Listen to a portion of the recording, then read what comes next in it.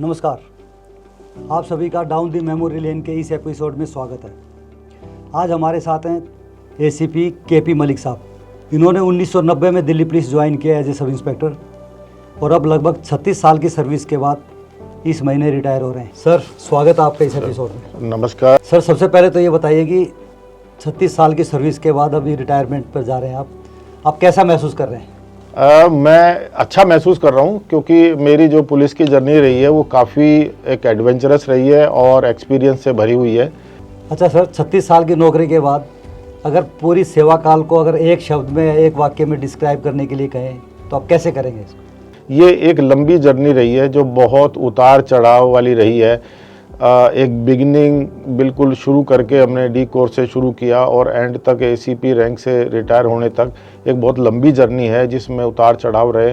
बहुत कुछ बड़े बड़े केसेस रहे, कुछ नॉर्मल केसेस भी रहे और इन केसेस से मैंने बहुत कुछ सीखा है लाइफ में। एक एक्सपीरियंस इस वक्त मैं जो हूँ एक पुलिस के वर्किंग के एक्सपीरियंस से बिल्कुल भरा हुआ हूँ। अच्छा सर, समय के साथ पुलिस में आपने क्या क्या बदलाव देखने को मिले आपको? समय के साथ बहुत बदलाव हो गए हैं। लगभग इन 36 साल में जब मैंने पुलिस ज्वाइन की थी तो उस वक्त हमारे पास कोई भी केस सॉल्व करने के लिए दो ही तरीके होते थे। सबसे पहला इंफॉर्मेशन और दूसरा इंटरोगेशन। हम कोई भी क्राइम होने के बाद हम सबसे पहले इंफॉर्मेशन को डेवलप करने की कोशिश करते थे। उसके लिए हमारे पास मुखबर थे या कोई पब्लिक का आदमी या कोई और जरिया, बट हम कोशिश करते थे कि हमें कोई कहीं ना कहीं से क्रिमिनल की इंफॉर्मेशन मिल जाए।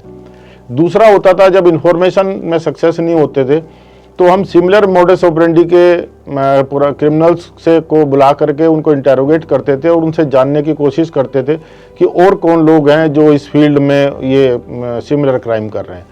और नई टेक्नोलॉजी आ गई है। आप ज़्यादातर इन्वेस्टिगेशन के आप देखिए केसेस जो हमारे सॉल्व हो रहे हैं वो मोबाइल की CDR के बेस पे हो रहे हैं, IPDR के बेस पे हो रहे हैं और जो CCTV कैमरे लगे हैं उनके बेस पे हो रहे हैं। और प्लस आप देखोगे कि दिल्ली में बहुत रोड्स के ऊपर भी कैमरे लगे हैं जिनमें ANPR कैमरे हैं, जिनमें हम गाड़ियों की मूवमेंट को, क्रिमिनल की मूवमेंट को आसानी से ट्रैक कर सकते हैं। तीसरा एक बहुत इंपॉर्टेंट फीचर और आ गया है, हम फेस रीडिंग भी, फेस डिटेक्शन भी कर पा रहे हैं।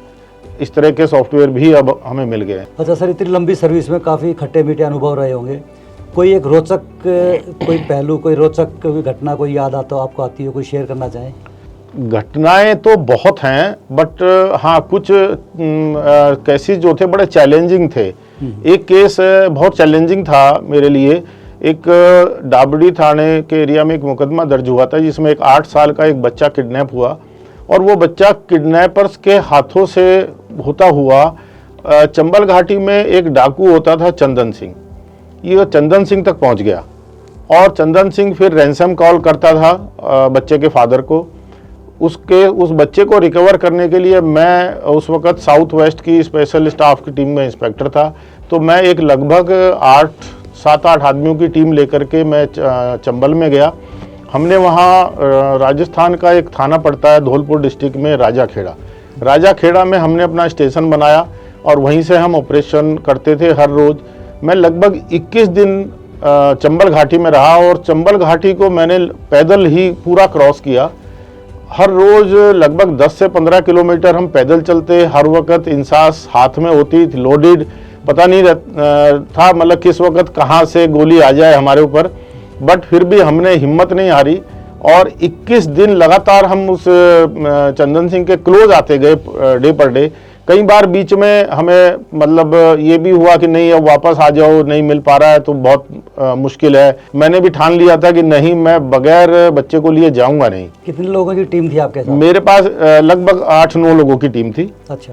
और वो टीम भी मेरे साथ ही रही वहाँ और पूरी टीम भी मेरे साथ ही, मेरी टीम ने भी हौसला नहीं खोया और 21वें दिन कुछ मतलब हम इतने क्लोज पहुंच गए लेकिन वो उसमें उस बच्चे को छोड़ करके वो मौके से भाग गए। तो हम उस बच्चे को रिकवर करके लाए। तो वो मेरी लाइफ का एक बहुत एडवेंचरस था जॉब था और बहुत चैलेंजिंग जॉब था। सर, ये बड़ी चैलेंजिंग ड्यूटी होती है पुलिस की और टाइम कंज्यूमिंग होती है, 24 घंटे की नौकरी बोलते हैं।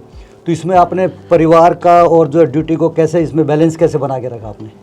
मेरी नौकरी ज़्यादातर पुलिस स्टेशन में रही है, बीइंग सब इंस्पेक्टर भी, बीइंग इंस्पेक्टर भी और एसीपी भी। लेकिन वहाँ आपने देखा होगा थाने के बहुत हेक्टिक होता है, थाने से एक इंस्पेक्टर का, सब इंस्पेक्टर का निकलना बड़ा मुश्किल होता है। बिल्कुल बिल्कुल। तो मैं जब कभी अगर नहीं आ पाता था थाने से, तो मैं अपने परिवार को वहीं बुला लेता था। अच्छा। और फिर शाम को अपने परिवार के साथ कहीं रेस्टोरेंट में चले गए, खाना खा लिया, तो उससे मेरे परिवार को भी अच्छा लगता था और मुझे भी अच्छा लगता था, एक फ्रेश मूड हो जाता था। बिल्कुल बिल्कुल। तो ये कोशिश मैंने सर्विस के शुरू से और मैंने आज तक मेंटेन की है। अच्छा सर, रिटायरमेंट के बाद के आपके क्या प्लान है, कैसे जीवन व्यतीत करेंगे आप? रिटायरमेंट के बाद का मेरा प्लान ये है कि अब एक जो पुलिस का जो मैंने लगभग 36 साल की नौकरी का एक्सपीरियंस मेरे साथ है, क्रिमिनल एक्सपीरियंस, तो मैं चाहूँगा कि मैं इस एक्सपीरियंस को आगे भी यूज़ करूँ। सर अभी जो नए लोग ज्वाइन कर रहे हैं पुलिस में, नए बच्चे आ रहे हैं, तो उनके लिए क्या मैसेज है, उनको क्या मतलब क्या कहना चाहेंगे आप? जो नए बच्चे हमारे आज ज्वाइन कर रहे हैं पुलिस में, मेरा उनको एक पहला मैसेज तो यही है, जो जानते भी हैं सभी, कि हार्ड वर्किंग का कोई अल्टरनेट नहीं है, सब्स्टिट्यूट नहीं, कोई सब्स्टिट्यूट नहीं है, वो तो आपको करनी ही पड़ेगी। बट इसके अलावा मैं चाहूँगा, जो आज महसूस कर रहा हूँ मैं कि जो ज़रूरत है नए बच्चों को, उनकी सबसे पहले तो उनको एक अपना सीन ऑफ क्राइम को विजिट करना बहुत जरूरी है। जब भी कोई क्राइम हो तो तुरंत सबसे पहले सीन ऑफ क्राइम पे जाओ, उसको माइन्यूटली चेक करो, उसको देखो, उससे आपको क्रिमिनल के माइंड का काफ़ी हद तक पता लगेगा। और इसके अलावा मैं ये चाहूँगा कि ये जितने भी अब नए बच्चे आ रहे हैं, ये मॉडर्न टेक्नोलॉजी से अपडेट रहें, तभी ये सर्वाइवल हो पाएगा, क्योंकि दिन पर दिन टेक्नोलॉजी हमें बहुत हेल्प कर रही है इन्वेस्टिगेशन में। अगर कोई भी बच्चा हमारा, कोई भी सब इंस्पेक्टर जो आज नया भर्ती हो रहा है, वो टेक्नोलॉजी से अपडेट नहीं रहेगा तो वो बाकियों से पिछड़ जाएगा। सर आप इस शो में आए, बहुत अच्छा लगा, आपने अपने अनुभव शेयर किए। तमाम दिल्ली पुलिस परिवार की तरफ से we wish you a very long, happy and healthy life. नमस्कार। नमस्कार एंड थैंक यू।